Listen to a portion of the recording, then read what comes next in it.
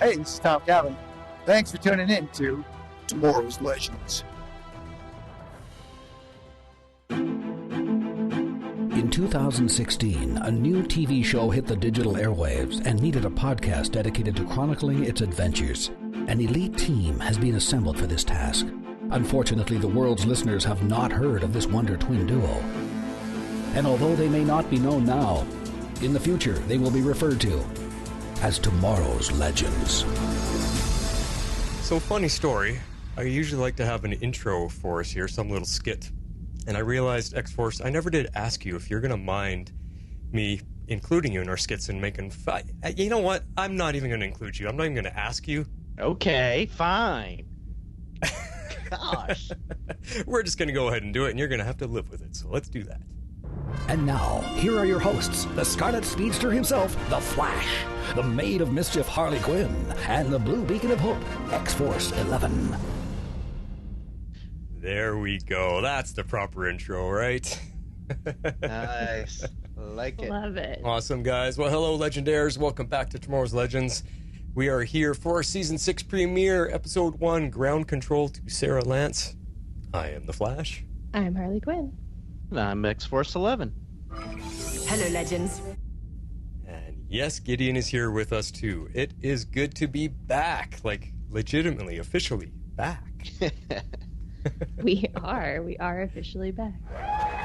Yay! Yay. Woohoo. Let's get to just a tiny bit of news to kick off our show like we usually do. We just want to remind everybody about our new email. It is tomorrowslegendspodcast@gmail.com. Everything will now come there for feedback, or if you just want to reach out to us, during hiatus and off-season, whatever. That is the email. What else we got coming up? Oh, we got some Stargirl announcements, Harley.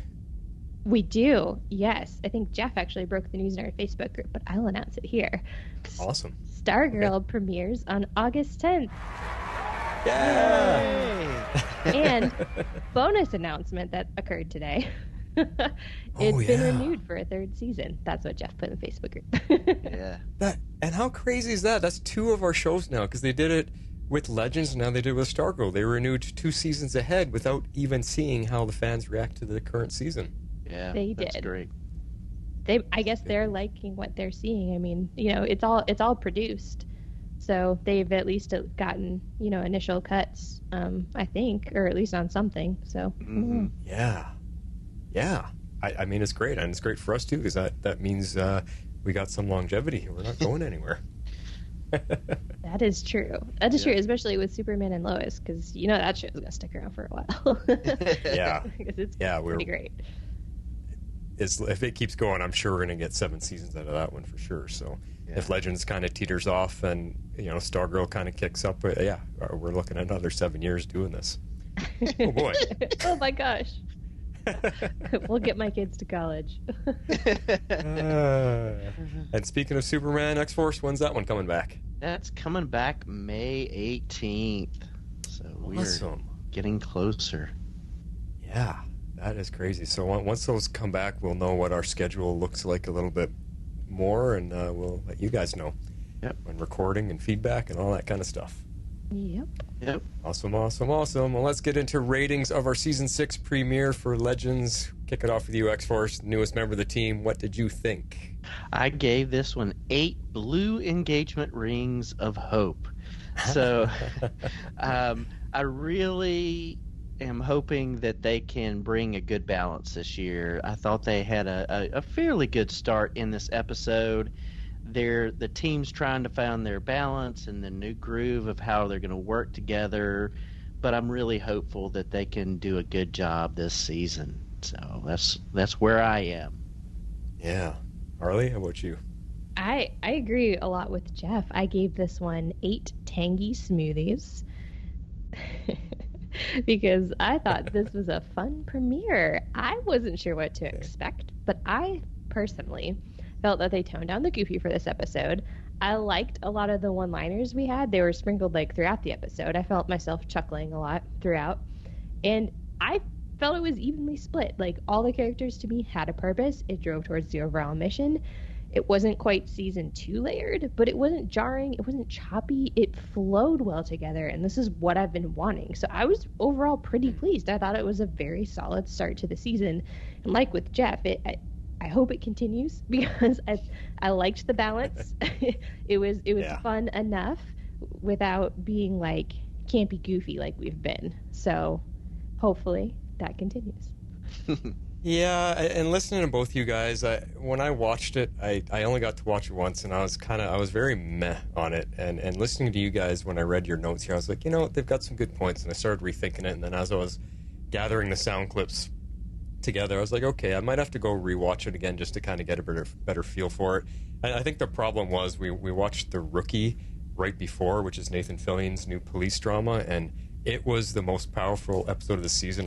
Me and Lisa were both in tears and just like, and then we put on Legends afterwards, and it just can't stand up to that type of drama. So I was just like, what happened? Like I'm giving this one a 7, and I called it 7 times I should have laughed more, because while I agree with what you guys said, I found the jokes just were kind of just nothing really made me actually laugh except for a couple small points. Most of it was just like, yeah, hopefully this gets better. But I do agree with a lot of what you guys said. I like that it was balanced, and I like that they did tone down the goofiness, and they kind of pieced it together pretty well. It did flow start to finish pretty well. For me, the big thing that stood out was the special effects. I mean, the creature effects. That it looked like actual suits they were making. It didn't look like all CGI graphics. So things looked pretty good, and I see a budget increase, at least for this episode, and it looked better. I didn't have anything to complain about where I'm usually gagging on, oh my God, come on. YouTubers do better than that. But so yeah, so a 7. Cool. That's higher than I thought you were going to give it, to be honest. It was a 6 until you steered me off a little bit. So. Oh, I nailed it. I know you so well. That's what I predicted. I was like, I bet he gives it a 6, and you had a 7. I was like, oh, okay. Too fun. We've been doing this too long. Yeah. Well, before we get to our talking points, we just want to remind you guys about our Patreon. We are putting it together. We've got some new tiers in there, and we actually just did something very special over the weekend for our supporters that are in there. We got on a Zoom call with them and spent a couple hours just hanging out with them, talking about all the superhero TV shows, and then we talked a little bit about Legends coming forward and what we thought of the trailer and different things like that. So it was a lot of fun, and we just want to let you guys know that that's kind of the perks we're going to start doing. Is if you guys are supporting our show, we'll have personal hangouts with you guys, and you guys can ask us anything. I think that's what our next session is going to be, is kind of question and answer period where you guys can ask us whatever you want, whether it's how does a podcast operate, or the odd personal question, or whatever you guys want to know, or you have questions about the show that you just don't have an answer to, and we can hopefully help you. So things like that, plus some new swag is coming. I know Patreon's got it set up now that we basically design it, and when you guys reach certain milestones of support, you will get swag automatically sent to you, t-shirts, long sleeve shirts, mugs, whatever we come up with. So we're getting that all going, guys, and we would love for you to support the show, and this is what you got to do that. If you'd like to support our podcast, you can do so at our Patreon page at www.patreon.com/tomorrowslegends. All right, where are you taking us first, Harley? All right, so I wrote in a note here just of like how I organize things. So I'm going to high-level overview. I just want to let everybody know it's going to be a little bit different than how we tackle Superman and Lois, because they're a smaller cast. It's much easier to tackle them character by character. With Legends, it's a big ensemble cast, and very rarely do you have each character have like a big, like, kind of fleshed out arc. So here's kind of what I did. It's in 2 sections right now. We've got Team Legends and Team Aliens / Sarah. And then I've tried to group all of our stuff more or less chronologically to keep us as hosts on track so we're not tripping all over one another. And then we're going to try to confine our points to like each section as well as we can. I don't know how well I did that. I tried to reorganize my notes. So we'll see how this goes and if we need to make tweaks. But that's what y'all can expect. We're going to start off with Team Legends, then we'll move on to Team Aliens. Considering we had a 24-hour turnaround, I'm surprised you even got this much organization done. It's an 8 o'clock show. It's amazing how much that extra hour helps me. Wow. Yes. All right. So, Team Legends. Let's kick it off with the opening montage because it featured Mick, and like this was just a ton of fun to me. I loved watching him walk around the Waverider, which is totally trashed, by the way, and just like shaking his head at everyone who can't hold their liquor. I mean, granted, he wasn't out with them, which I had kind of forgotten for a minute. I was like, wait, where was Mick? I mean, I think he ends up letting us know. I guess he was like dropping off leader or something, but yeah, he says that, yeah. Yeah, that's what it was. And so it cracks me up that throughout this whole opening montage, Mick is the only one with a level head. Loved it. And the funny thing is, you've got Mick, this character. I mean, he's just this character. He drinking beer, gruff, whatever. And he's having this proper breakfast. He's got the 2 eggs in their little container. He's got his toast. He's got everything just made perfectly and proper, like you would see a butler bringing out to, the Lord of the Manor. And I just love it. It was hilarious.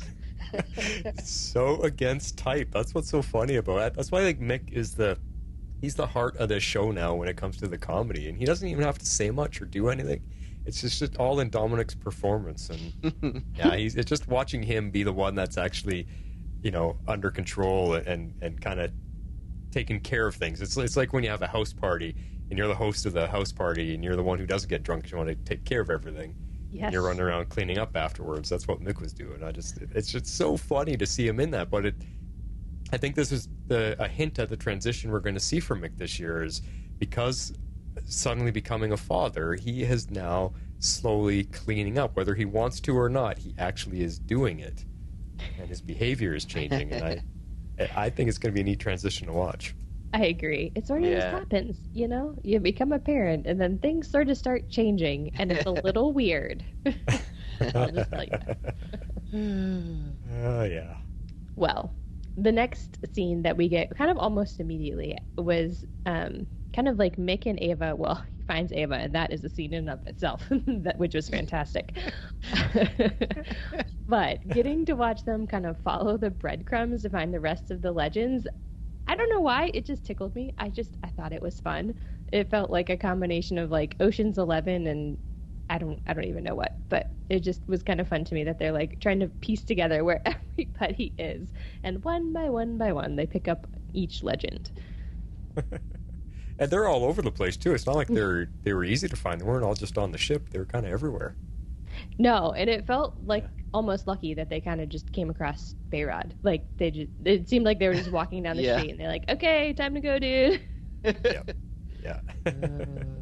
And they stuck with before we go too far, they stuck with the crazy new comic-y style intro sequence too for our title graphics. They stuck with the same quirky music and comicized, I don't know what the word is, comicized versions of each other. It looked pretty cool. Yeah, added in the aliens and very comic-esque. Flying saucers in there. It was neat. So yeah, and even Spooner got in there for a real brief second. She was like the last one. Yeah. Yeah, no, I like the updated intro, and there's a comparison to it. I retweeted it on our Twitter feed, so if you haven't seen it yet, you can go find it on our feed. But it was pretty cool where they compared last season's intro to this season's intro, and you can just see some of the differences. So it was pretty neat. They updated every single character as well as the background to have like the alien stuff and obviously the new characters and all that. Yes. Huh. Cool. That was pretty fun. Yeah. Okay, so they started with finding John and Zari because they were the ones that were left at the hotel suite, which I don't know about this. I would like for it to be a fling and not a real romance, because Ava's reaction to this, although she claimed was involuntary, I was kind of right there with her. Yeah, the bucket in hand, and that's pretty insulting when you think about it. You know, you're like, oh, you two? Like, yeah. And she's like, oh, don't take this personally. Yeah, it's so funny. I don't know. It's just weird because even though this is 2.0, you know, it still looks like 1.0, and Nate's perfectly okay with, like, it's just weird. I know they're laying groundwork that it's going to be something more and they're going to be good for each other, but it's just weird to start off with. But you got to start somewhere, but it's just weird. Yeah, I'm with Harley. I hope it's just a fling and something happens that separates them, because I mean she's like this pent up uptown girl, and to go against everything her parents raised her to be, she has to be with the dirtiest downtown boy she can find. That's kind of, you know, I'm thinking like the old Billy Joel song Uptown Girl, right? That's kind of what it seems like, and I don't know. I don't see it lasting, or this is John is her way of breaking out of her, you know, the mold that she created for herself. I don't know. It's odd. It's kind of uncomfortable to me seeing them two together, and then I mean later in the scene, yeah. What's that? Oh, I was about to say that they've got the Breakfast Club vibe going on between the two of them. Yeah, exactly. Yeah. Exactly, but Bad Boy and the Princess. There you go. And there's that scene later too when Nate was talking about, oh yeah, my girlfriend, you know, and the guy, I can't remember what the other character was. Oh, what's her name? Oh, her name's Zari, and you know, she's my old girlfriend, and I can't talk to her because she's in a bottle and whatever. And then Zari walks in, he's like, oh hi Zari, and it's just. It was an uncomfortable, really awkward, weird moment, and she's like, "Oh my God, you're still dealing like." She's grossed out by Nate, which that to me makes me uncomfortable. I don't like that interaction. That, you know, he's madly in love with her, and yet she's grossed out by him. When we know it really is the same person, just a different timeline variant of her. It makes me uncomfortable, and I don't want it to last. Yeah, it's weird. He was talking to David Bowie. How'd you forget David Bowie? Oh, David, yeah, I guess. Yeah, I mean, that wasn't the best likeness of him, so that's why I forget. I mean, that's true, but still. I think it was Todd tweeted us and said, was that Grant Gustin? I was like, no. No. It looked a little bit like him, I guess, if he were, like, completely, like, clean-shaven with, like, different hair, but I don't know. Anyways, I just thought it was funny. Maybe. Yeah. But another tidbit, other than them chatting up David Bowie, that I picked up on is we're back to flashing people, so they forget who the legends are, and that made me happy. Yes. I feel like we haven't seen that in a while. Yes. I think it has been a while, yeah. Yeah. It's nice to have some of that Time Bureau tech and other stuff back, you know, and them being good stewards of the timeline. They mentioned that a couple of times in the episode of going to see Spooner in the present day, because some people don't want to mess up the timeline. So I like that they're bringing that back to their core being there. So Yes. Yeah, and I like that it closes some loopholes because of how many times you ask the question, well, that person now saw them and saw the time ship and saw that, like, shouldn't they erase their memory? Because we've mentioned that a few times over the last couple seasons. Mm-hmm. So the fact that they brought it back, hopefully they make it stick and we always get to see that, because I think it's funny. I mean, I love every time they pull it out. They pull it out in the most inopportune moment to wipe someone's memory, and that makes me laugh. So I like it. It's a great little gag, but it also helps the writing of the show stay consistent, that our team isn't just a bunch of idiots running around screwing things up, and now everybody knows time travel exists. So Yeah, I agree. I liked that. Because I mean, if you think about it, I mean, I know our show is goofy, but it's based in time travel, and can you just imagine what it could do to the world, which we've seen them do, like back in season 2, if a piece of Ray's suit gets left 100 years ago, you know, and how that messes up the future of civilization. So, you know, they used to deal with these kinds of themes and concepts, so at least they're somewhat addressing it now. Yeah, no, I totally agree. Yeah. I like that. All right, so let's move on to the biggest, I think, shocker of this entire episode for me. Wow moment. Yeah, the proposal.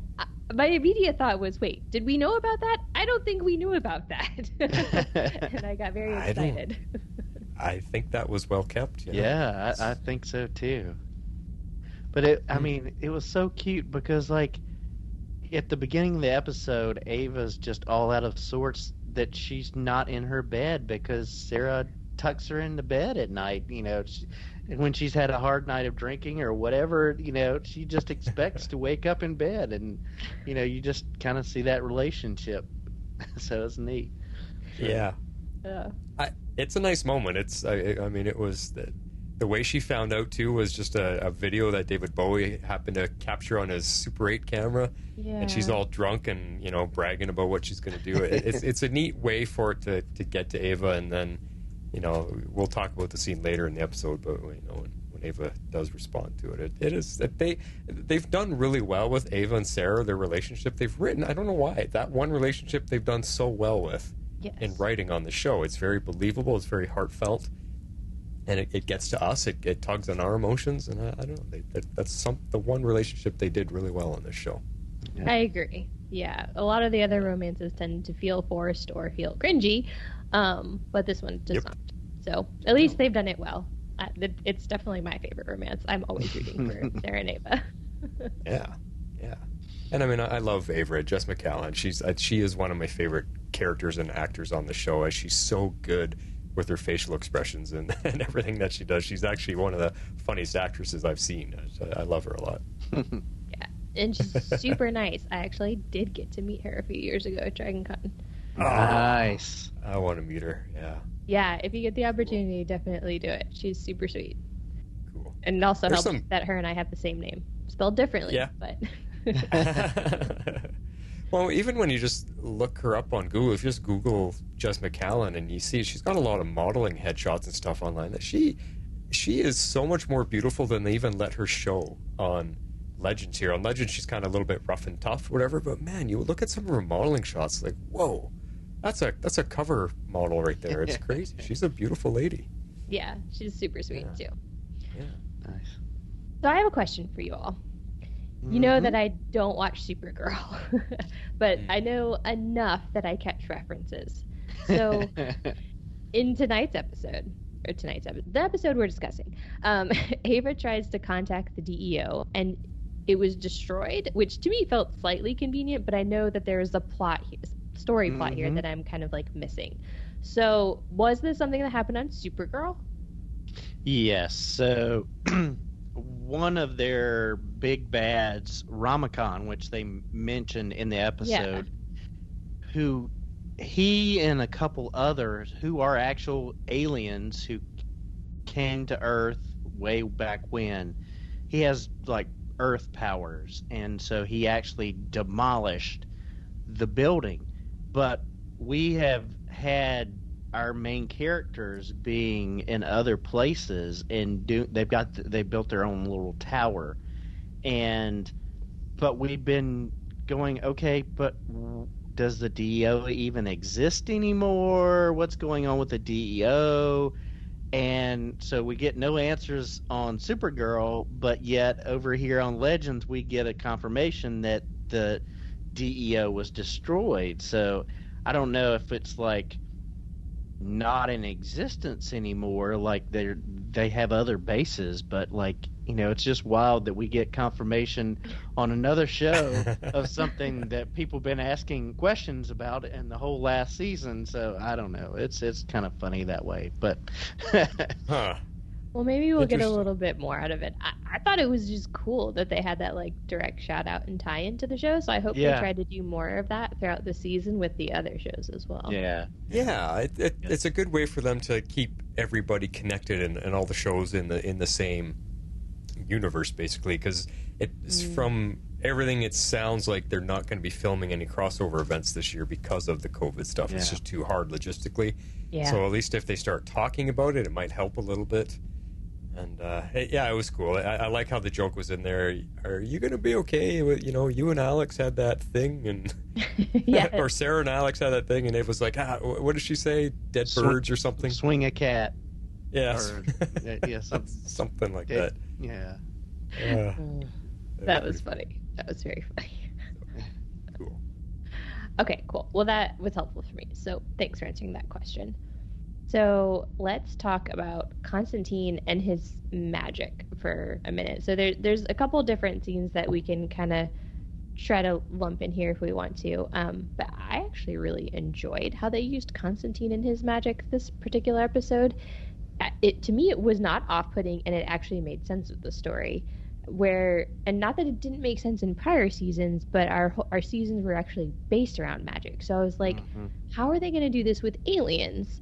So I really liked that they had this tie-in with this character Crowley that I don't know if we'll end up getting to see or not, and like basically like alien magic. So a little hokey, but I'll allow it because it ties everything together.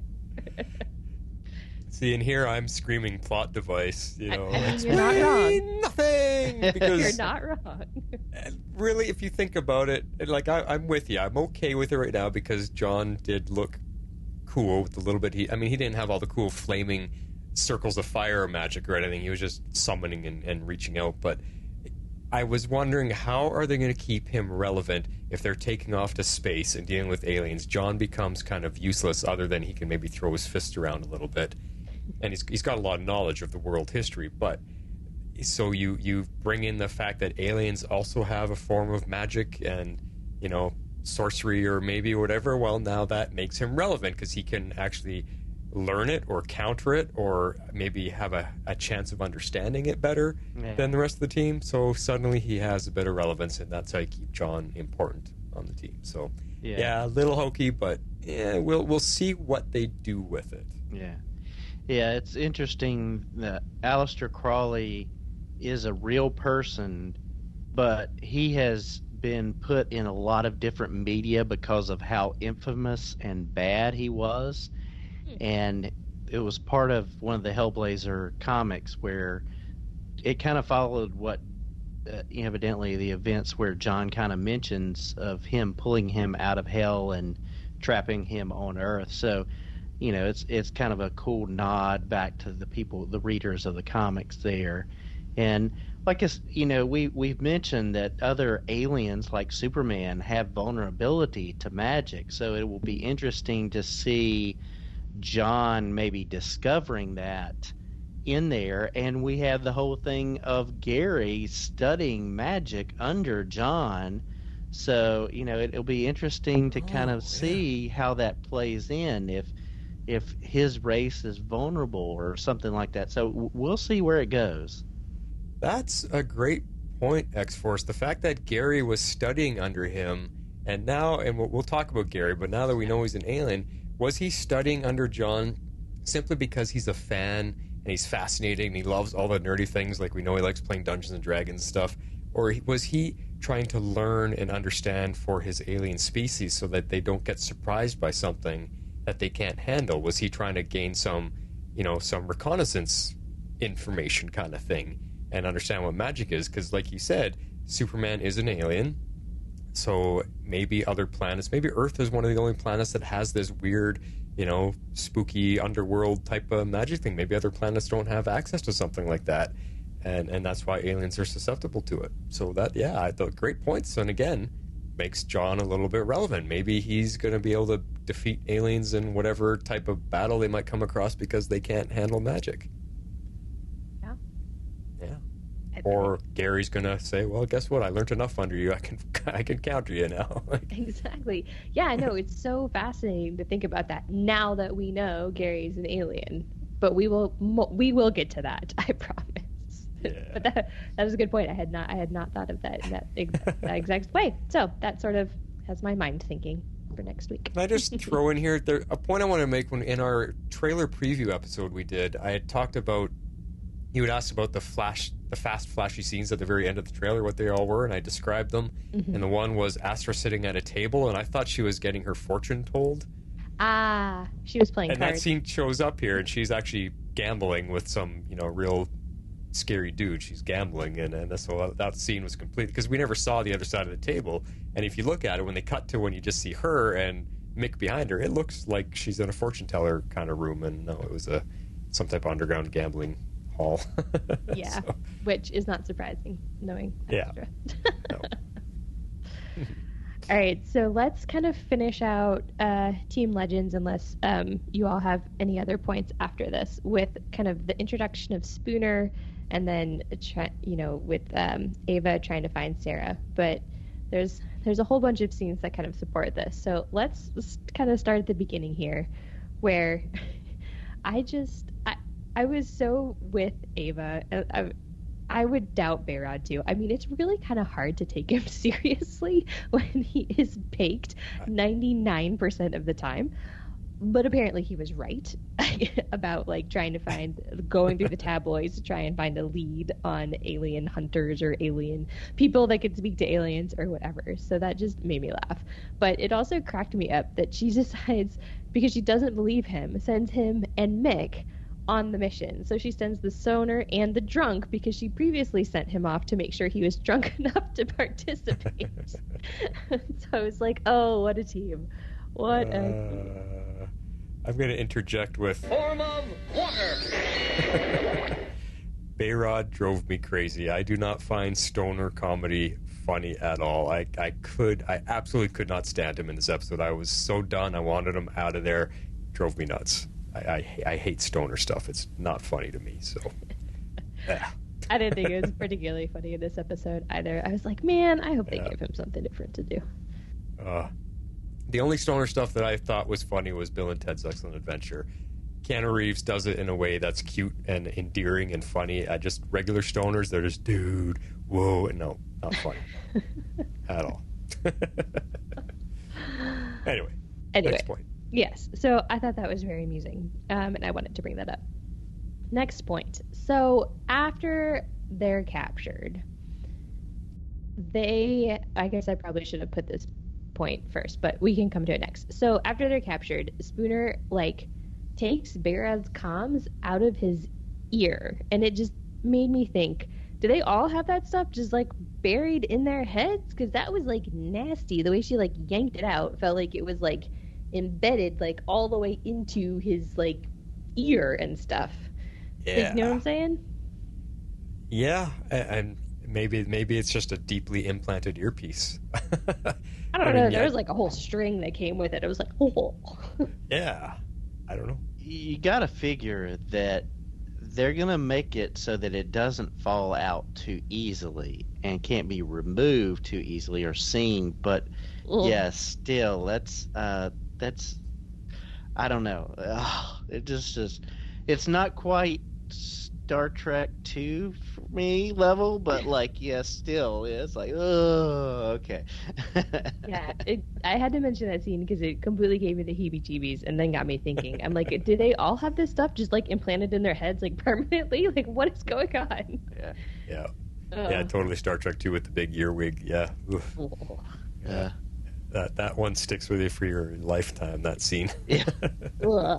Okay, let's move on. So this was our introduction to Spooner. Thought this was a very interesting introduction. I feel like it was a little bit more unique than some of the others we've had in the past.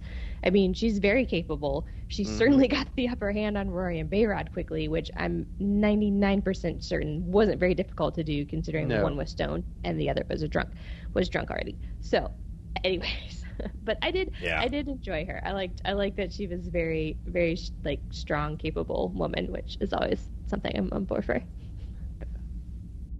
Yeah, it's interesting trying to put. She's got that interesting accent, the mix of the Southern and the Hispanic, kind of going back and forth, but she's very. I mean, we were told that she has the ability to build weapons and things like that, and my goodness, she had built a rifle big enough to puncture the Waverider. I know.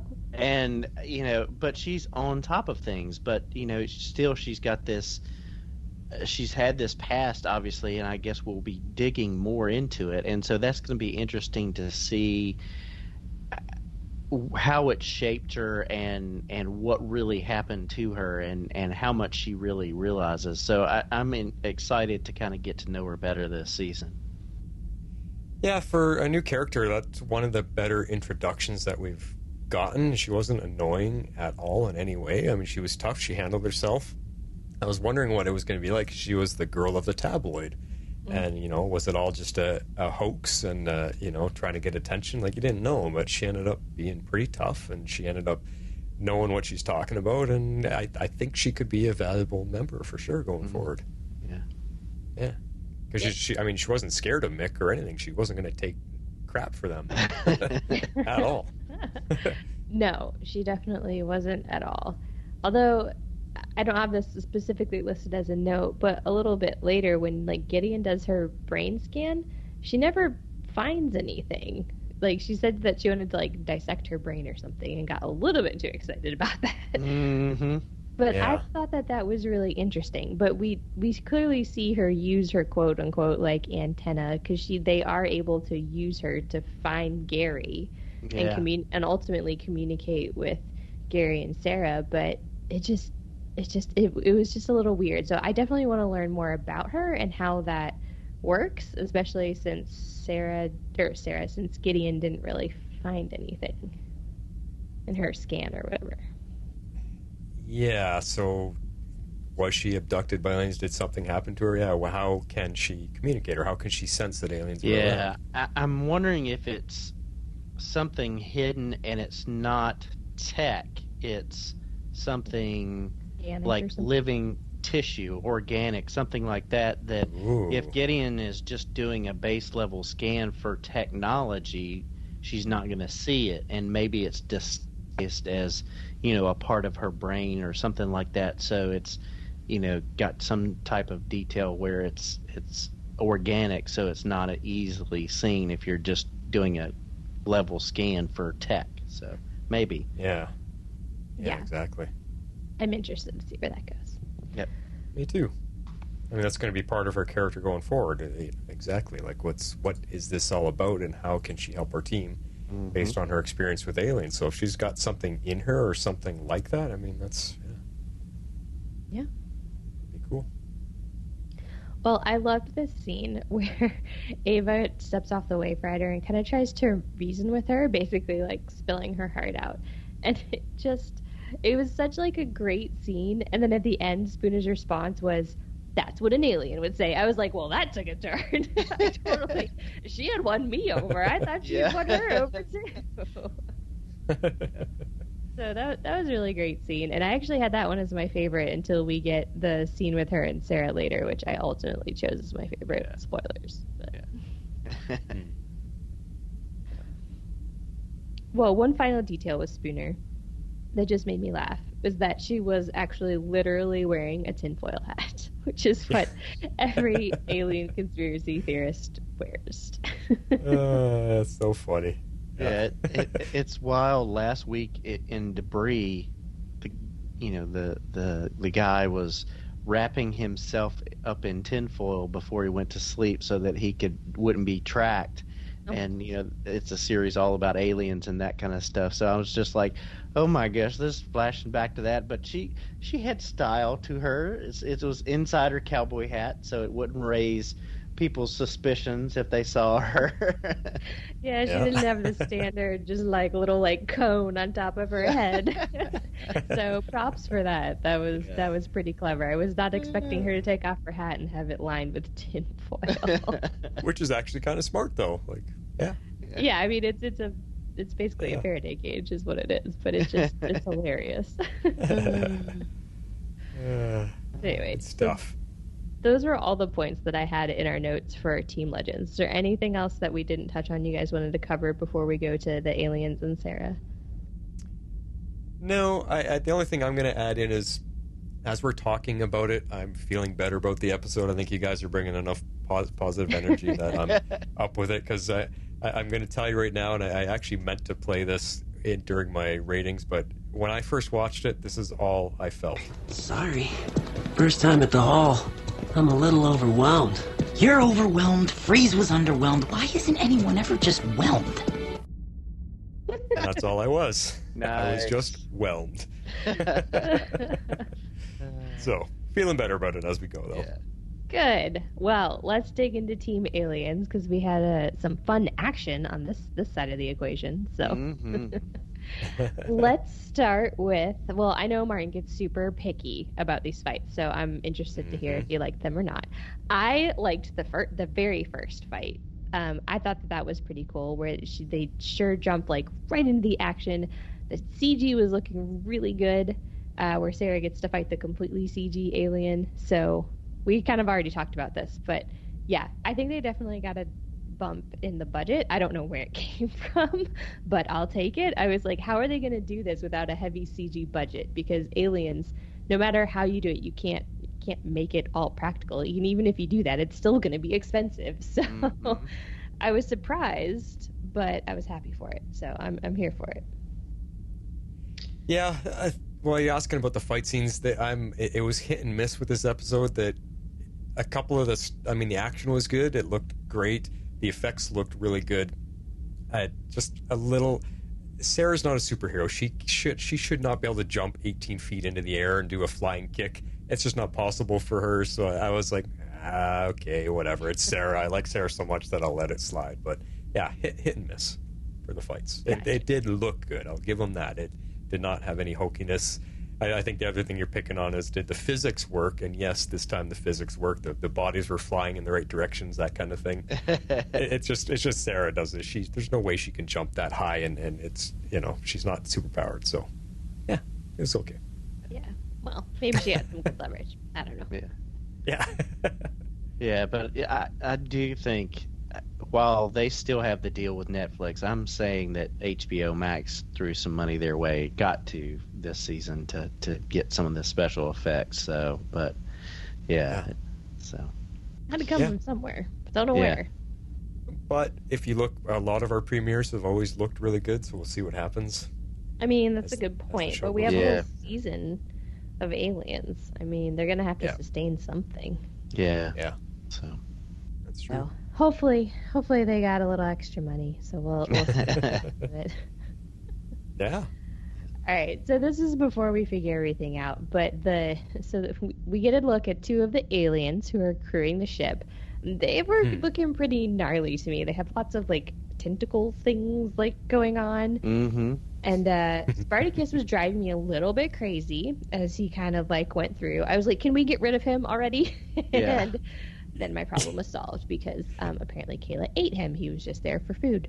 But he was going to die. Yeah. Exactly. I'm like, that's all you're here for a little bit of eye candy, and then you're going to get eaten. So you're annoying me, so let's get you eaten and move you on. But it did kind of like reinstate to me that this particular race of alien seems to be quite formidable and very dangerous. So yeah, and I like the fact that, because of the fact that he was there, and that they picked up Sarah in the past, that both of those things work together to tell us that not only do they travel in space, but they travel in time. So this kind of brings in that time travel element to the show that we're going to see, and it may not explain all of it, but they at least have the ability to travel through time. So I'm interested to see where they go with that. But yeah, Spartacus was getting annoying, and so anyway. Yes. Well, he did nothing. He's like the greatest gladiator fighter of all time, and he did nothing. Yeah. Like, come on, get in there and point. Yeah, but get in there and fight. It would have been cool to see him and Sarah team up and fight, like modern day assassin versus or tag team with Spartacus. Like, it would have been cool. But I must avenge your death. Yeah. They did drop the ball there, so, but, oh well. I mean, I'm surprised he fit in the alien's mouth. That's a big body to swallow in one whole shot. Oh, yeah. Well, I mean, these aliens are, definitely something a little different, so. Yeah, they have a weird look because they got, like, down their torso, it's like their skeletons on the outside. Yeah. Unless that's just armor they wear, that's their style or something. I don't know. It's just, they're really crazy look, and the way their mouth opens, and the way they move, and yet they walk like normal bipedals. Yeah. Yeah. Interesting. Yeah. it's definitely interesting. We do learn a little bit more about their mission. So we find out who Gary is, which we definitely called from the trailer. He's definitely an alien, and he says that they're looking for the quintessential human. And apparently Gary chose Sarah. Hope you're not mad. Really? Gary, come on. But it's kind of cool in a way that kind of honors how kick-ass Sarah is if he chooses her over any of the other superpowered people. I mean, he had a crush on Ava. He has a crush on Sarah. He's, this alien is just throwing love everywhere. Constantine. I mean, he is all over the place. He's equal trying opportunity. everything. Yeah, he's trying everything. He sure is. Now, but for you at this point, Harley, I'm going to give you one of these. Form of water. Because you are so bang on with this next point that I deserve it should be your nitpick. All right. So he uses his glasses to quote unquote hide his true form. Now, it's a neat trick, but the problem is that I'm pretty sure we've seen Gary without glasses in the past. Mm-hmm. At 100%. least once. At least once. Yeah. I mean, there's that scene where he was all cool and like the sexy hot guy, and he had his shirt off and everything. That he had no glasses on that entire sequence. Yeah. So I wonder, and they may use this as the explanation. I don't know, but we see a chrysalis in Constantine's house that he's evidently come out of. Mm-hmm. So what we're seeing on the ship is their mature form, and he's talking about that Kayla was his fiance, so he's like capable. I guess he's come out of this cocoon and he's ready to be an adult and get involved in a relationship. I'm wondering what his previous form was, and did that necessarily need the glasses? But I don't know. It's just it's too plot devicey there with the glasses. Because we've seen him without them. Yeah, it's just a bit of a plot device overwrite here. That's all that is. Yeah, it was a nice try. And it'll be cool for this season, but it does not hold up if you go back to prior seasons. Yeah.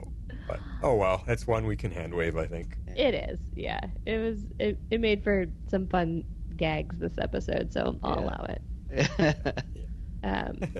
Like, this is totally random, but I just thought this was cool that you see like the cryo freezing as like a way to transport people, which is like standard in all space movies. So I just kind of like they incorporated that and made for some interesting things for Sarah to kind of go through and try to battle through to ultimately make it out alive of this episode.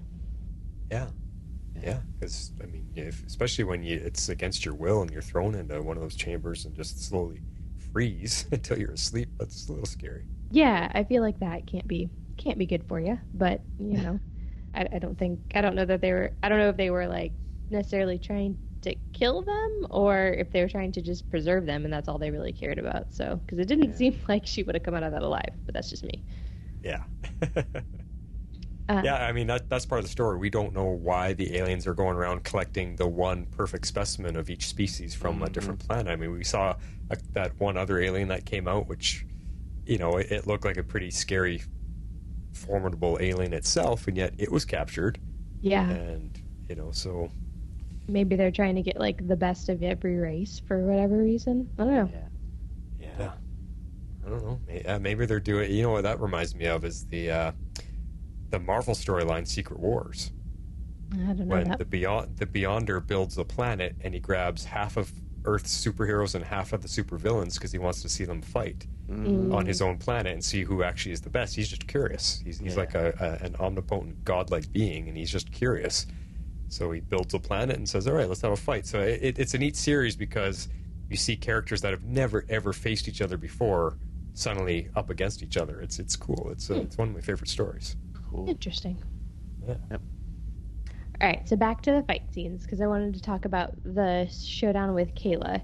I thought this was really good. I kind of liked how in the first iteration of this fight, Kayla kind of wins, and she gets one up on Sarah in the end. And plus, it leads to my favorite scene. So, of course I like that. But then, of course, Sarah still finds a way, as she always does, to kind of fight back, and she ends up freeing herself in the end, and I guess defeating Kayla. Well, TBD on that. But how did you guys feel about that particular fight scene? Because we kind of had like two big ones. That one with that first alien that was all CG, and then this one with Kayla, where she kind of won it first. Yeah, it was good. It was a little bit less hokey. Sarah wasn't able to handle it right away, and she had to figure a way around it. So it was, I thought it was a little bit better. And I mean, Sarah got thrown against the wall pretty hard, and I thought, wow, okay, how's she gonna? That might have broken a bone or two, but that was good. I'm okay with that one.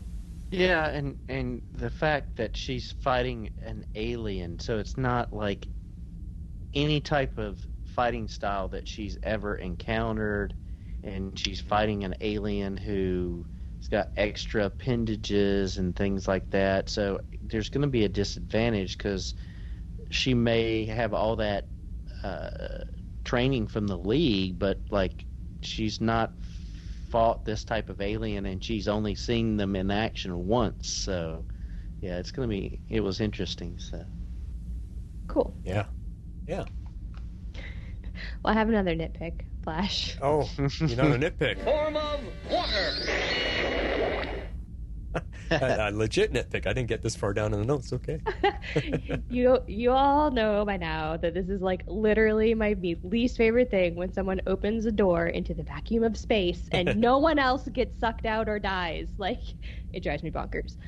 But this was the way that Sarah defeated Kayla. Sort of. I don't really know. She's not on the spaceship anymore. Right. Jeff, she fell into the wormhole. Yeah, she did. She went into the wormhole, and I had forgotten. Jeff, is she our new character? So, is there another new character that we speculated? Yeah, there's another new character, but it's not. She's not been introduced yet. So. Okay, so it wasn't. I thought maybe it was Kayla, and I had just like forgotten it that she was, because we had speculated that whoever this other new character is, other than Spooner, would actually be an alien. Yeah, right. So. And it could be her. Maybe she puts on glasses and makes herself look different too, and changes her name or something. Yeah. So, but I don't know. It's going to be interesting. But like you have here that these aliens get pulled out along with Kayla, and they're getting scattered through the timeline. And so we had speculated, so why are they going through time? Are they trying to get information, when we were looking at the trailer? And so this gives us information because they're kind of flying willy-nilly all through space and time, and now they've got to... that our legends have to go clean up the time stream, and so they're getting back to where they're going. So I like that. So say that again, X-Force, willy-nilly. That's funny. Yeah. That's a good phrase. I haven't heard that one in a while. But yeah. So here's the thing that I'm curious about, though. Like, when you say it bugs you that they open the door in the vacuum space, does it bug you because everything would be sucked out, or because we saw the aliens still surviving as they're falling through space? Like, what part, or all of that, what part bugs you? All of the above. I mean, like, there's a reason there's airlocks for a reason. I mean, there's no, like, air pressure. I mean, it's you're going from, like, normalized air pressure where, like, a human body can survive to, like, the vacuum of space. Now, aliens, we don't know anything about aliens, don't know anything about their biochemistry. You can argue that they could, let's just, for the sake of argument, say survive a fall into space and a fall through space. Maybe she held her breath long enough. I don't know. Yeah, but they would freeze instantly too because of the temperatures. Yeah, there's a lot of things that would happen, and including which, when Sarah opens the door, aside from the fact that she doesn't manage to get sucked out, all of the air is going to get sucked out, like, almost instantaneously, I'm pretty sure. I mean, I'm not an actual engineer, but it's just a trope that that one does bother me a little bit, but it's okay. Well, the air might not get sucked out instantaneously. It might take a few seconds for it all to get rushed out, and that's what we saw. We saw it kind of lasting for a little bit. But the part that where I don't think they explain well is that the door opens, they get sucked out into space. Yeah. Sarah's on the spaceship in space. How did they fall into the time stream? And now they're bouncing around in the time stream. Where is that connection? To me, that was disconnected because they're just out in space. He opened a wormhole to travel faster through space, but it's the wormhole connected to the time stream. That's where I lost connection. I was like, how are they? Because you saw the green swirling time stream, and you just saw they look like coffins were just going bloop, Yep. bloop, bloop. They're just kind of falling into it and then disappearing into different. And you saw the one alien going as he's. And I'm like, how is this happening? And can you breathe in the time stream when you're floating around in it? So I think these are excellent questions. Yes. These are excellent questions. I think the aliens left in the pods had a lot going for them. The ones that are not, I think, are debatable as to whether or not they survived, but it's not a show that's based in any hard science, so I am certain that they will survive. But to answer your question about time, okay, so here's how my brain is wrapping its head around this. I mean, people have very long... Wait a sec. Is this a Professor Harley moment? Yes. We haven't had one of those in a long time. I need like a sound clip for the Professor Harley moment. Well, you don't get them very often, so... No, yeah, but I need one. I don't have a good sound clip for that one. Okay, so people have for a very long time theorized that wormholes are basically like a way to time travel. Some people think they're in the back of a black hole, and they could be anywhere, like in space, and so you enter one and you pop out somewhere else. So that's why I think they, quote, open the wormhole, then we see the time stream, because, that's like the, quote, temporal zone or whatever, like our temporal limbo that we're able to enter and live in the Waverider. And so the aliens have kind of gone through the wormhole into the time stream, but because they're not in a, quote, time ship that can navigate the time stream, now we're super sci-fi. They're just kind of going in and going out. So it's just how people theorize wormholes would work. You'd go in one and pop out the other in who knows where. Okay, so you're thinking the time stream that our Waverider flies through could actually just be a wormhole that we can manipulate whenever we want? Nah, I think it's the in between. It's the limbo realm, the stuff you gotta pass through to get. Like if you're actually looking at it from like a theoretical physics kind of standpoint, there's a couple different ways to go about it. But some people think that like space and time, it kind of like folds itself, and so you kind of literally just like move through like the fabric of space and time and pop out the other side. Mm-hmm. But the way that Legends has kind of set it up, we have this like temporal limbo or whatever. Sorry, I'm like really going off the deep end. No, you know what? This is reminding me when I had you on Cybercast and we talked all about time travel. You went deep into this. This is awesome. I miss hearing this Professor Harley stuff. This is great. Yes. So I'm going with the fact that like you open the wormhole, and that's how you enter the temporal zone time stream, which is, I think, essentially like what the Waverider does. But to me, they're always doing it at, quote, like warp speed, so we don't like see it. I don't know. Right. That's how I'm very complicated headcanon, but that's how I'm headcanoning my way around this. I love it. Good stuff. See, and that's what's helping this episode, because if there's just simple little moments in this episode that suddenly sparks this type of discussion, then we know that the show has done something great, because we have not had this in how many seasons where we could find little things to dig into and talk about. It's been a couple. It's been a few seasons, so this is great. Let's hope we get more of it. Anyways, that was a fun tangent. So on to my last point of the notes here. Sarah and Gary miss the wormhole. Dun, dun, dun. Which did not surprise me at all. I was really hoping they would keep her separated from Team Legends, so it seems like her and Gary are going to have some interesting adventures, while the Legends kind of clean up the timeline and try to figure out how to find her.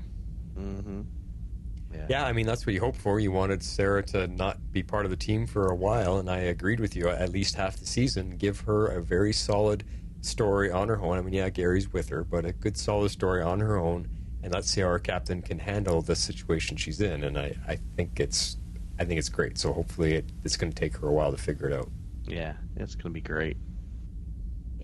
So. And at the same time, it's lending Ava, because did you notice all throughout this episode they kept saying Captain Ava or Captain Sharp? So even Gideon was saying Captain Sharp. So that they're really leaning into that. Even Nate says, "Well, you're the leader of the team, so tell us what to do." And they've all seemed to have stepped up to that, except for Mick, and we'll get to that in a moment here. But so. Yeah, we'll see what they do. I mean, I think it was cool. When I saw the wormhole open up and they're going, I was like, oh, man, they're already saving her. Dang it. And then it closed, and that was a pleasant surprise.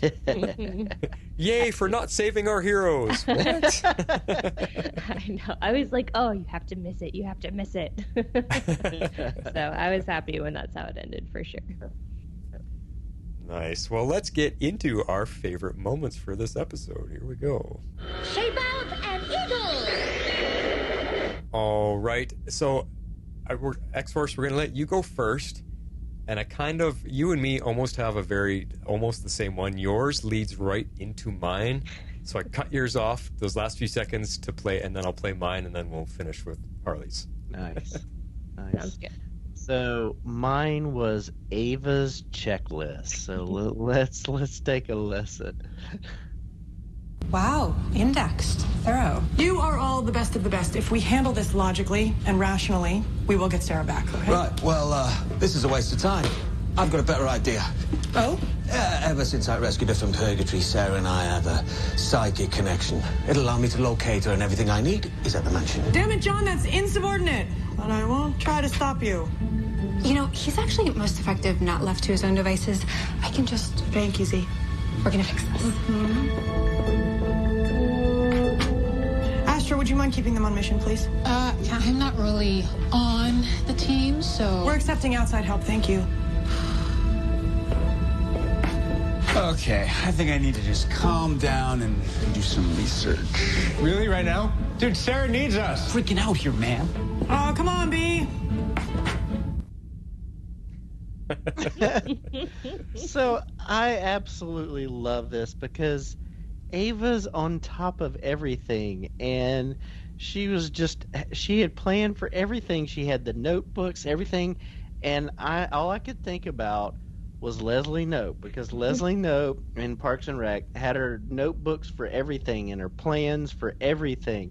And I didn't notice it in the first watch, but when I watched the second time, this is scenario 601. So Ava has planned for at least 600 other things to happen that she needs to take charge on. So she is ready, and I just absolutely loved it. I love the pages because the camera kept showing us what was actually on her pages. Yes. She was she nailed it. And that leads to what we were talking about in our preview episode, that Ava needs to step up and become the leader of this team because of her Time Bureau background. And we know she can do it. And this totally ties into that. She's organized. She's logistically sound. She just has everything. Once she takes charge, it's by the book. And this is what she was doing, and she knows the team. Like she's got them figured out. It's hilarious. Yeah, that checklist was literally the best I've ever seen. Yes. So sorry to throw another Parks and Rec reference in there, but I need to get a screenshot of this at some point. I will do it. But I just thought it was hilarious that she's like checking it off. Get John Constantine to do magic. Check. Get rid of romances. Check. I was like, this is the best. And I didn't catch that it was scenario 601, which is hilarious because that's the episode as well. That's the episode as well.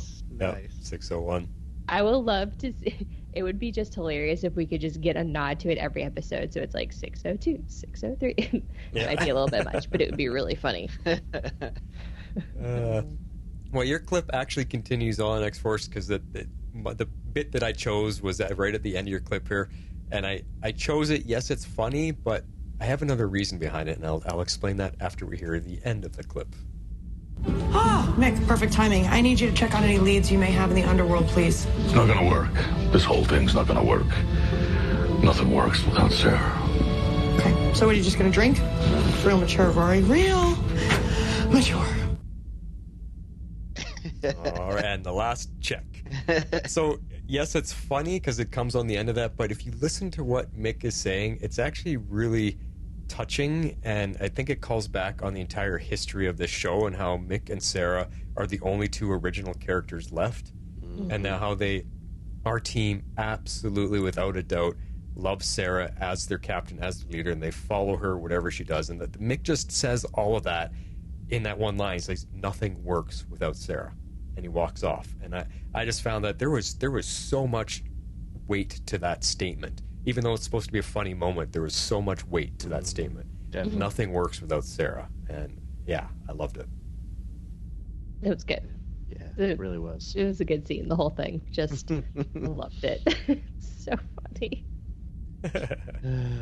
All right, Harley, what's your quote? Finish this off for us. Well, I picked one that it was a little bit more serious.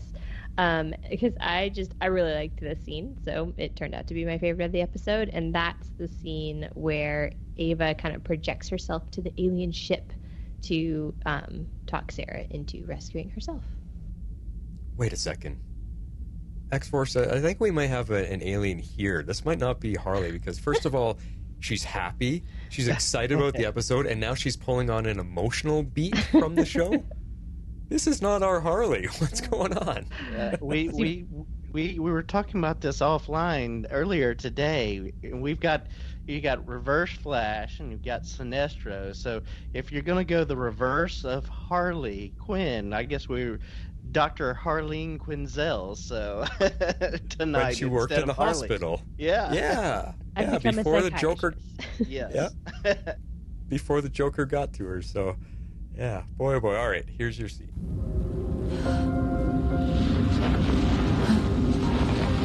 Ava.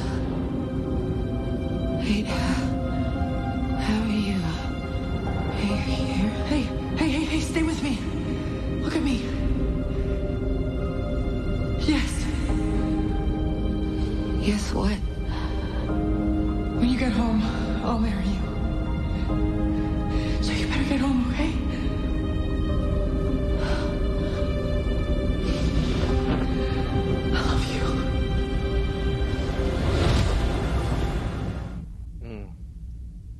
There you go. Yeah. I enjoyed that one. Did you get watery eyes on that one, Harley? A little. I don't know. Little? Yeah, maybe. Definitely, this is not a Harley. Something's wrong. All right, well, that favorite scenes brings us into... If you don't dial, it will cry like a violin.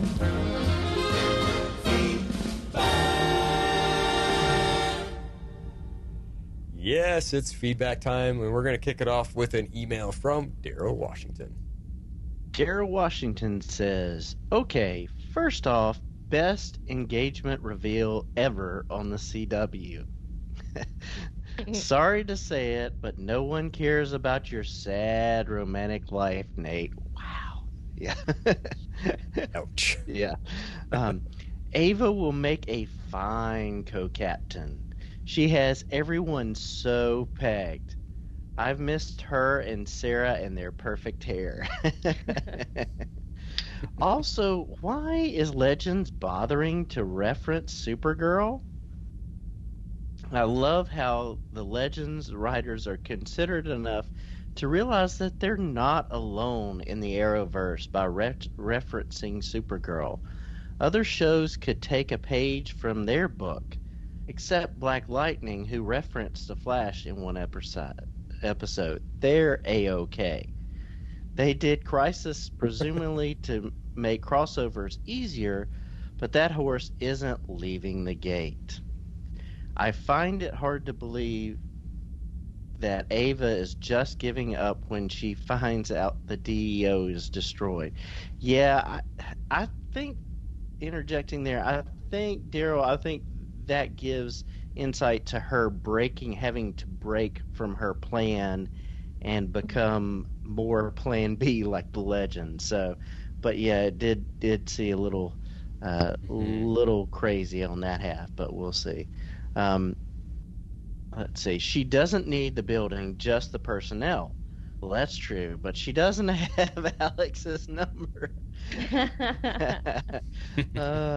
I see Mick went to the Supergirl school of needlessly destroying the property of others. Yeah, he just kind of melted the lock there. This is a CW. Outside of a crossover, they don't know the meaning of the word fling. Yeah, we're all afraid of that. Thanks, Daryl. Good to hear from you, Daryl. Yeah, good to hear from Daryl. Yeah. Next up is a voicemail from Dreamweaver.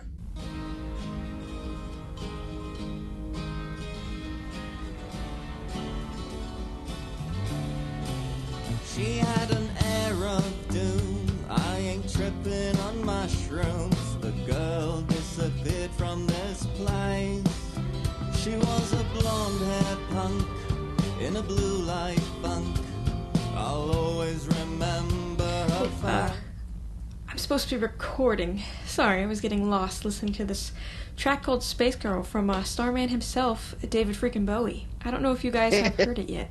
I'm going to go ahead and rate this one 8.5 old new Bowie songs out of 10. This was a very solid premiere, and it felt very welcome having our legends back on screen. I laughed during this episode, I teared up a little at one of the scenes, and had an all-around good time with this.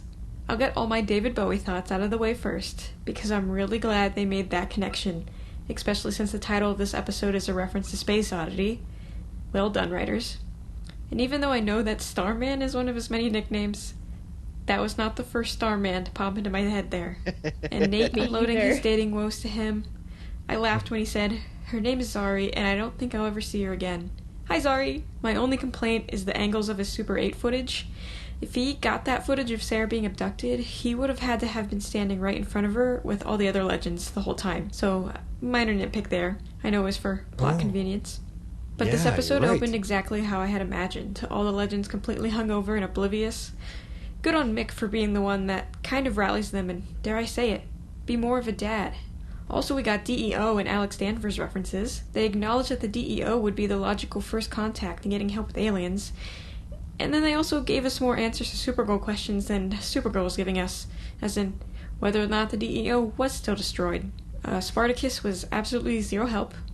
Also, being an Avenger is stupid. That's kind of a meta dig to Marvel. Be a Preventer instead. The Preventers is not quite as catchy as the name as Avengers, though.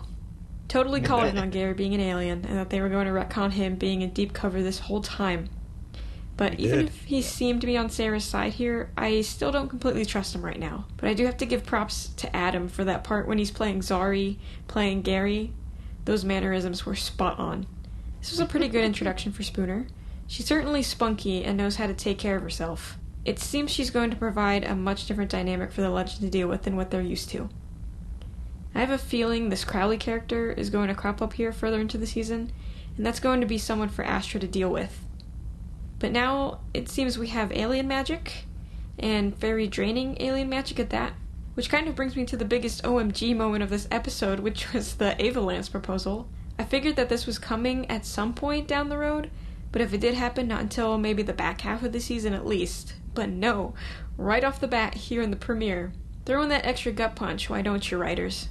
And that scene of Ava stepping into the spell to talk to Sarah and motivate her to keep fighting just got me. I mean, the music changed while Sarah's slowly fading, and then she puts on the ring to get out. See, this just gives me hope that they're going to hit some pretty serious and emotional story beats during the season along with the goofball. So overall, great sci-fi vibe. I'm looking forward to exploring more of these aliens and the planet Sarah's about to crash land on. I'm still a bit unsure of having Gary as a companion in her storyline, but we shall see where that goes. It definitely seems as though that Gary and Kayla were just middlemen and were being hired to take Sarah to someone else, so interested to see what comes of that. And while this was still wacky, good fun, I definitely felt a tone of melancholy and a bit of sense of helplessness underneath this episode, which again, makes me hopeful to see emotional arcs rightfully explored here. Well, that's all my thoughts for now. Strong premiere and looking forward to more. Until next time, this is your friend Dreamweaver, signing off to go listen to some more David Bowie.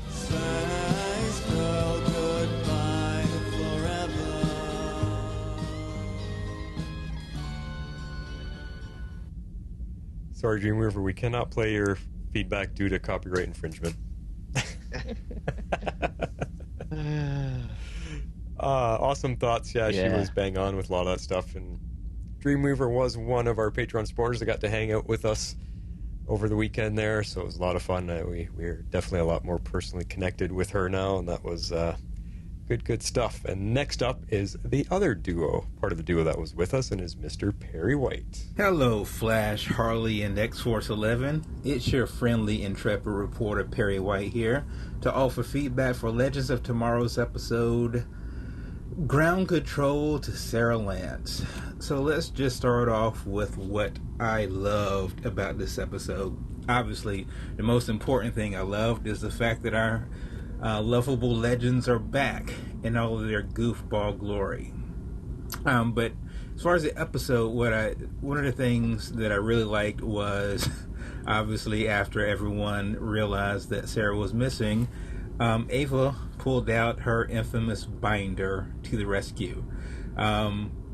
And what was so incredibly meta about it, obviously, was how she was able to go through that binder and point out, obviously, some of the character quirks from all of our fellow legends. It just has me wondering, though, right? Did she pick up on all the tendencies of our legends so well by herself? Or perhaps was this the result of some pillow talk that she's had with Sara about the quirky band of heroes that they now have? Yeah, but without a doubt, Ava's binder was a highlight segment of the episode for me. Another thing that I really liked about the episode was the FX. Interestingly enough, I thought the effects for the alien and quote-unquote Gary's incredible disguise, being his glasses, take that Superman, I thought those things were well done. And what I also liked was the look of the aliens. I thought it was on point. In some ways it was monstrous and terrifying and that sort of thing. But going forward, obviously one of the things that I sort of hope that happens, and I'm sort of getting the feeling that it will, is that the aliens that our heroes are going to be dealing with throughout the timeline aren't going to always be the quote-unquote terrible, menacing-looking aliens. I think they're probably going to be era-appropriate in some degree, and they may very well have some B-movie type characteristics to them, and by that I mean purposefully they're going to look a little bit what's the word I'm looking for, un-sci-fi, if you know what I mean.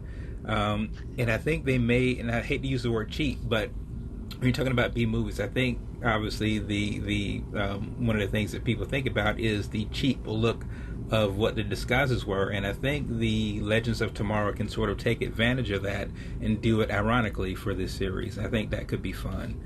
Another thing I liked about the episode was they've finally really sort of given Gary something to do other than being Constantine's sidekick. I'll be completely and totally honest. When they started rounding up everyone from the night of debauchery that they had in London in 1977, I sort of totally forgot that no one was asking or no one was wondering where Gary was. That's probably not a good thing if you're a character on a show that me as a viewer is not really thinking about where the hell is Gary. Of course, obviously once that was realized, it was an incredible nice twist to have his character be essentially an undercover alien, and it sort of comes out of nowhere, and I thought it was actually kind of well done. I will tell you that I went through a whole bunch of images for the show just to see if I could find one with Gary not wearing his glasses, so I could say, see, he's not wearing his glasses and he didn't turn into an alien. but I swear I did not find one. Maybe someone else did. I didn't. So kudos to the writers and producers for pulling that disguise out of their arses. So those are the three things that I really liked about the episode. So let me talk a little bit about what I didn't like. And they probably wanted to give it a little more time to breathe, but I didn't. And I guess there, quote unquote, sort of is the main villain. I guess that would be the alien that Gary was supposed to marry, and of course I guess we're going to find out. I'm guessing that's not going to happen, but that quote-unquote main villain, we really didn't learn much about the alien other than apparently she's menacing and been going around and collecting things and people, and that's really all we know. So I guess obviously we have some of the season to sort of get a better backstory on this alien, but it appeared to be just a tad underwhelming. And of course the premise that they've set up, obviously with all these alien pods that are being scattered throughout the timeline, one of the things that I fear is that the show may very well start to take on an sort of villain of the week kind of feel to it. It might be great for a couple of episodes, but I just hope they don't overdo it, because that gets old really fast. So yeah, that's probably my sort of one sort of singular concern about the setup for this season. I did have some questions about the show, and speaking of Ava's binder, I thought it was interesting some of the things that were in the binder, and some of it I'm thinking was probably sort of the writer saying, yeah, we know what we do with these characters, and the viewers know what we do with these characters, so let's really talk about what we do with these characters. And it was pretty meta. But one of the things that sort of stuck out to me was one of the things in the binder, it says, what is Astra's deal? And it made me have the same question, like, what really is her deal? What is her purpose on the show? What is she supposed to do?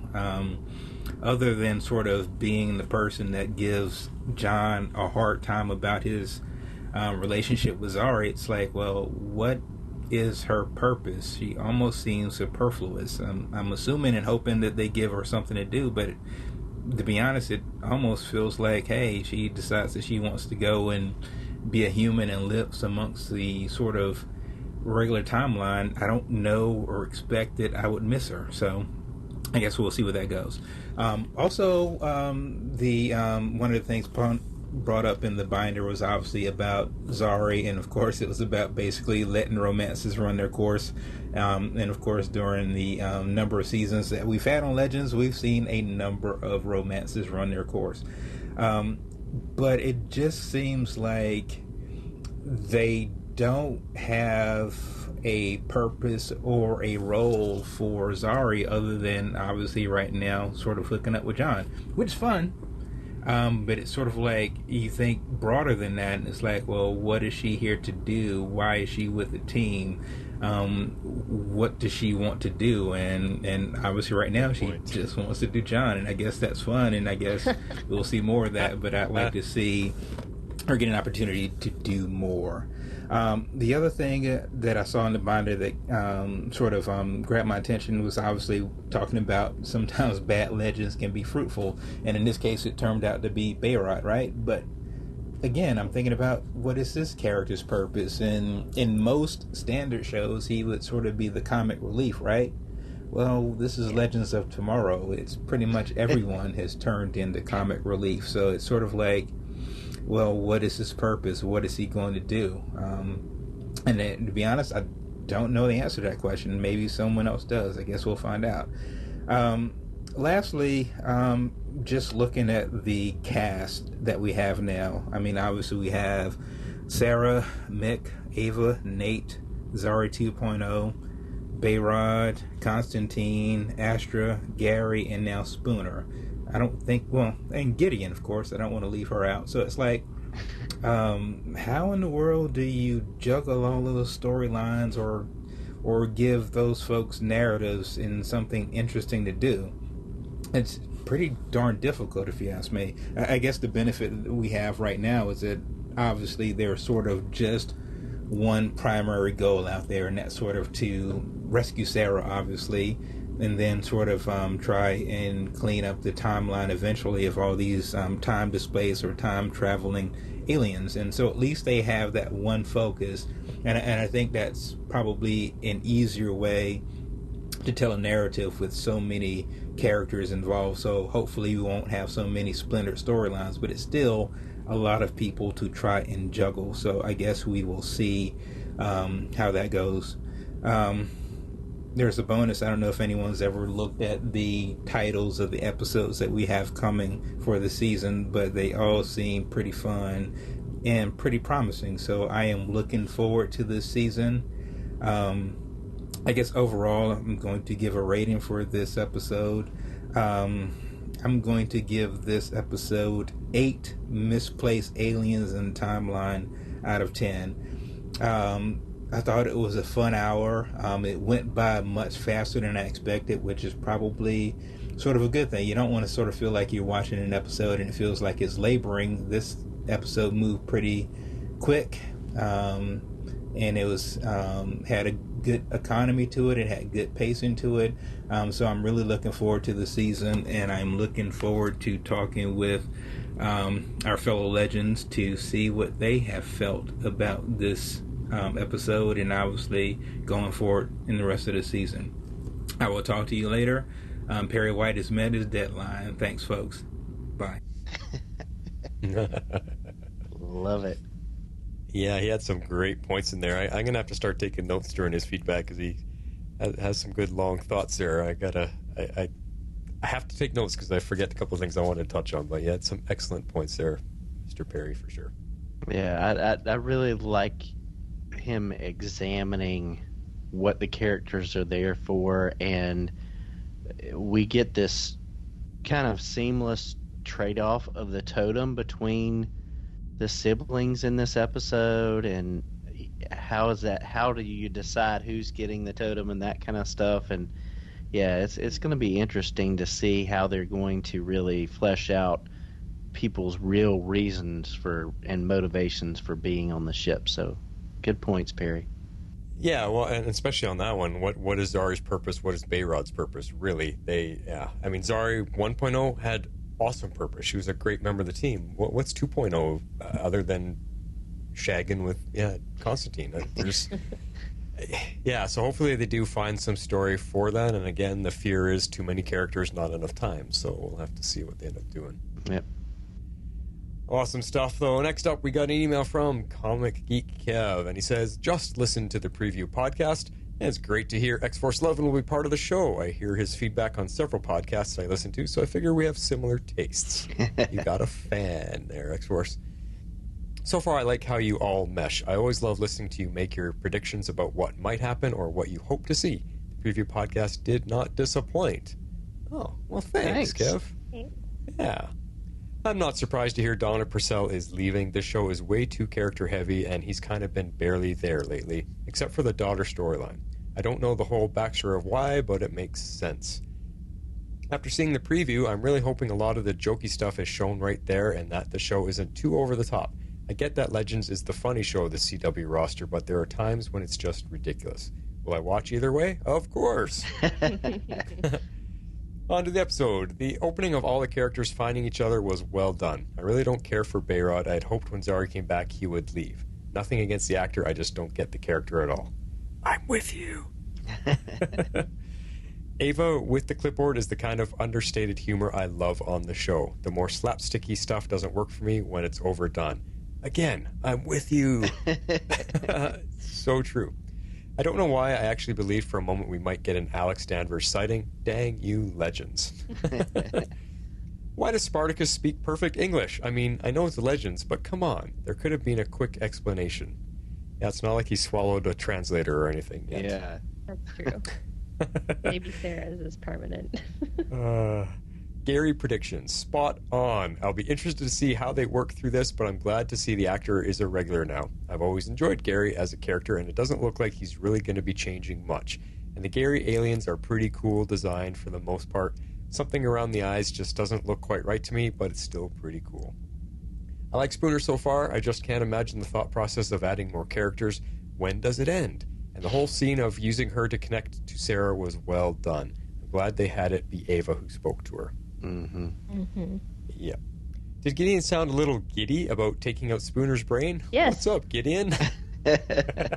She sounded a little bit excited there. Yeah.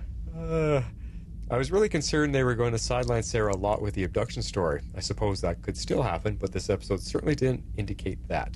I don't want Sarah in space to be the whole season, but I could dig a couple more episodes of the spaced out adventures of Gary and Sarah. Love it.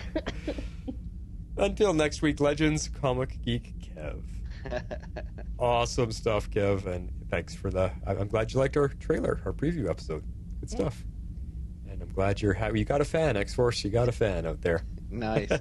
He's got good taste. Yeah. Yep.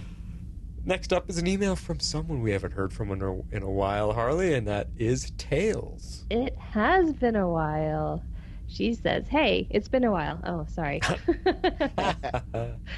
Figured I would send a quick feedback on last night's episode since I probably won't get much of a chance with this season's tight turnaround. Send it anyway. We'll read it on the next show. Yep. Yes. And I'm just spitballing here, but I'm assuming by the time we get to the finale, we may have a little bit longer of a deadline just to let people get stuff in. We'll see when we get that far. Anyways, back to her email.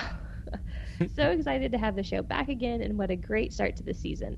Love this episode. It was a great introduction to the new character Spooner. I like her so far, and provided she doesn't become Nate's new love interest, I think she will be a great addition to the team. Don't put that out there. Oh, the universe didn't hear it. No. Oh, don't do that. Also surprised at the fact I don't hate Constantine and Zari 2.0. Gasp. What? Because I kind of do. I will always miss 1.0, but I am looking forward to seeing how Zari 2.0 goes this season. She's got a fan. Zari 2.0 has a fan. I like her because I love the actress. She was my favorite character in the last couple seasons. So we'll see what she does. I mean, she's playing it well. It's just it's not our 1.0, but the actress is playing her to a T. This new version. Yeah, the actress is great. She's always great. Yeah. But, all right. I was happy to see that Sarah has her own storyline with Gary this season, and that they gave Gary an interesting plot to work with rather than being just a slapstick character. Yeah, Finally, true. Sarah and Ava getting engaged. So happy about this. It is a logical progression of their relationship and helps drive their story forward. Yes. Anyways, thanks for the podcast, and I can't wait to hear your takes on this episode. Tails. She makes me think, how long, if you piece the time together, how long have Sarah and Ava actually been together as a couple? A couple of years? Has it been years? Yeah. Well, they introduced Ava in season 3. Yeah. They were adversaries for a good chunk of it and then sort of figured themselves out, but they were dating by season 4, yes? I think so, yeah.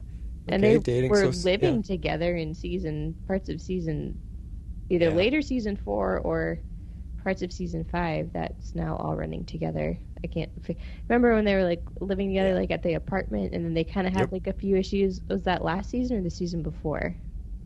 Yeah, either, and that's when Constantine was coming and going, and Ava's like, why does he have a key to the door? Like, I don't get that. Yeah, there was like a whole, there was like a whole thing, but yeah. So, well, I guess we don't know what kind of time has actually passed on the TV show. I mean, for us, it's been a couple years, couple seasons, but what we're on the show is the time actually passing. Like, has it been years on the TV show, or is it just months? So, yeah, if it's been a year or two, then sure, it makes sense that the relationship is at that point now.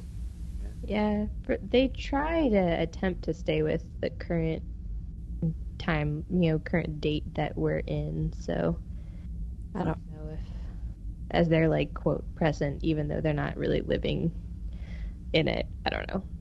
Yeah, that's literally the only thing I'm basing my theory on. Cool. I was just curious, but awesome stuff. Great to hear from Tails again. And great to have all of you with us. I know it's a tight turnaround, guys. We know that.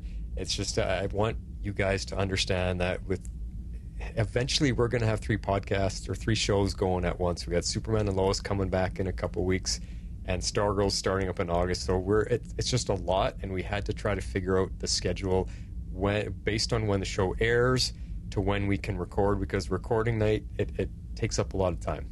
We don't have time to watch other TV shows, with the preparation and the editing and all that stuff. We just had to figure it out, and Legends just has to be 24 hours later. That's all we can do, especially when Superman comes back, because it'll be airing on Tuesday. And we originally were going to say, let's record Legends on Tuesdays, but we can't because Superman is on. So yep.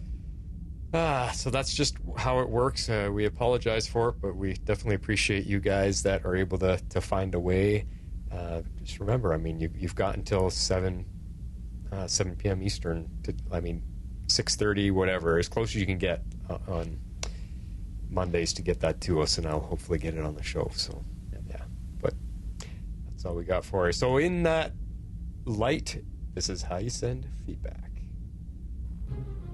If you would like to be a part of the show, you can send in your feedback to tomorrowslegendspodcast@gmail.com. You can also reach us on Twitter @tomorrowslegends. We'd love you to join our Facebook page at facebook.com/groups/tomorrowslegends and become part of the community.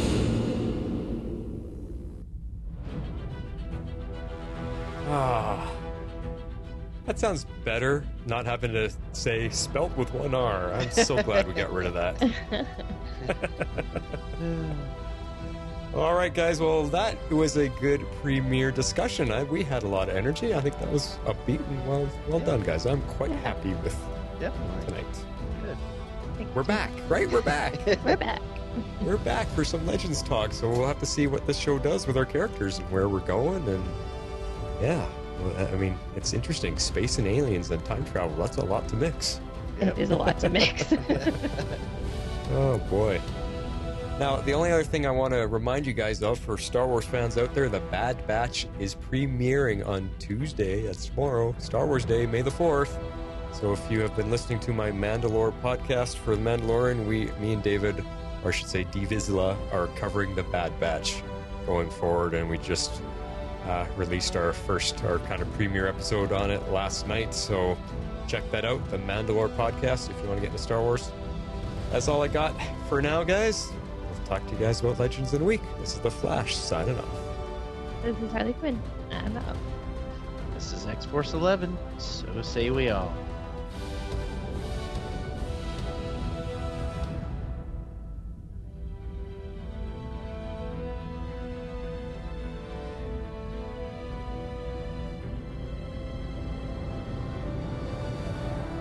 Tomorrow's Legends is not affiliated with CBS, Warner Brothers, or the CW. We're a fan-made podcast for entertainment purposes only and are part of the Cybercast Network.